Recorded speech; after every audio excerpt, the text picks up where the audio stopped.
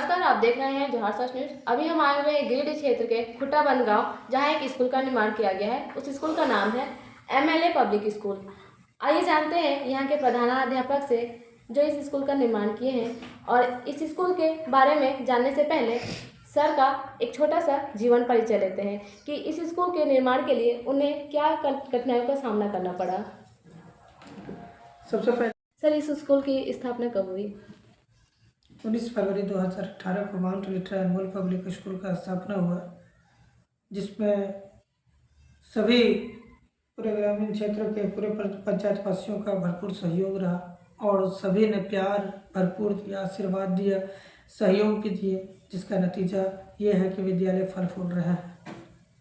का matric pass होता था और इंटर इक्का दुक्का अगर हो गए तो ठीक है, नहीं तो रोजगार और व्यवसाय में लग जाते थे।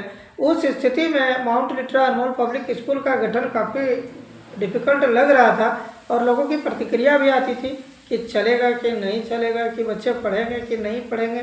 तो ये सब जो चीज़ें थी थोड़ी देर के लिए कमज़ोर बना देती थी, लेकिन जो एक कहा जाता है कि जो लोग ठान लेते हैं, जो इंसान ठान लेता है, और मैंने उस चीज़ को ठान लिया था कि विद्यालय खोलना है और विद्यालय को बेहतर तरीके से चलाना है, क्योंकि यहाँ के बच्चे को भी गुणवत्तापूर्ण शिक्षा देना ही हमारा मकसद था और वो चीज़ देने में भी हम कामयाब रहे हैं। जी, लॉकडाउन में जिस तरीके से कहीं विद्यालय जो मोटी मोटी रकम लेकर एक समझिए कि अभिभावकों पर बोझ बनता जा रहा था, उस समय माउंट लिटरा अनमोल पब्लिक स्कूल की ओर से जी मैंने 1 रुपया भी लॉकडाउन में नहीं फी लिया है। और सबसे बड़ी बात यह है कि गांव-गांव जाकर मैं बच्चों को ट्यूशन देता था, वो भी निःशुल्क। उसके दौरान ये भी है कि सरकार के जितने गाइडलाइन थे सभी पालन करते थे जी, सोशल डिस्टेंसिंग रहो या फिर सैनिटाइजर या फिर मास्क हो, सभी का उपयोग करते थे और बच्चों को सोशल डिस्टेंस के साथ मैं ट्यूशन देता था, जहाँ 1 रुपया भी फी नहीं। तो क्या हुआ कि बच्चों का जो शिक्षा जो है लगातार चलते गया, क्योंकि ये क्षेत्र जो है हमारा पिछड़ा क्षेत्र है, जहाँ लोगों के पास अभी भी बड़े फ़ोन नहीं है।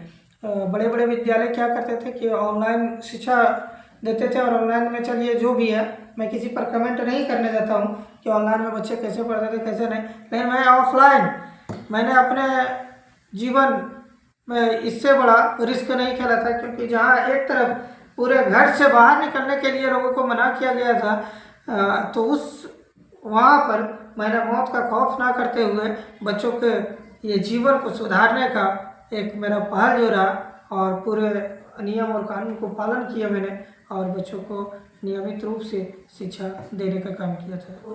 तो फिर ये संभव नहीं हो पाता जहाँ तक हो सके, क्योंकि अभिभावक का भी बहुत बड़ा रोल है। सर, इस विद्यालय में शिक्षक शिक्षिकाएं कहाँ से आती हैं और जो बच्चे हैं वो दूर दराज से भी आते होंगे? जी, शिक्षक शिक्षिकाएं जो है सो आपके गिरिडीह से आते हैं, गांडे साइड से हैं, और बच्चे जो है वो शुरू में ये गांव के थे, 2-4 गांव के थे, उसके बाद दूरियां बदलने लगी।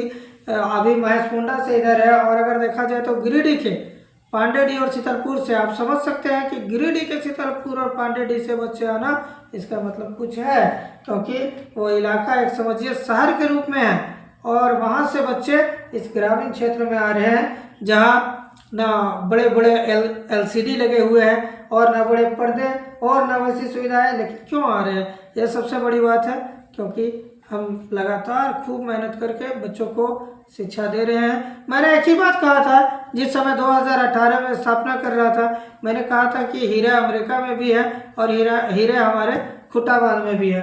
अंतर ये है, अमेरिका वाला जो हीरा है सो शीशा में पैक है और हमारे यहाँ जो हीरे है सो ये धूल में है। बस वही धूल को मैं अच्छे से साफ करके वो शीशा में पैक करने का काम कर रहा हूँ। सर, बहुत बड़ी बात कही आपने।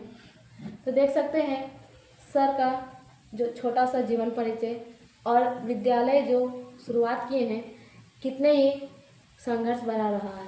देख सकते हैं अभी प्रधानाध्यापक महोदय के द्वारा इनका जो विद्यालय का शुरुआत किए हैं ये कितना ही संघर्ष भरा रहा है, बीच में लॉकडाउन आने के बाद भी, और अपने बच्चों को शिक्षा दिलाने के लिए मनोरंजन का भी सहारा लेते हैं और बहुत सारा ऐसा एक्टिविटी है जो बच्चे के लिए वो उपलब्ध कराते हैं।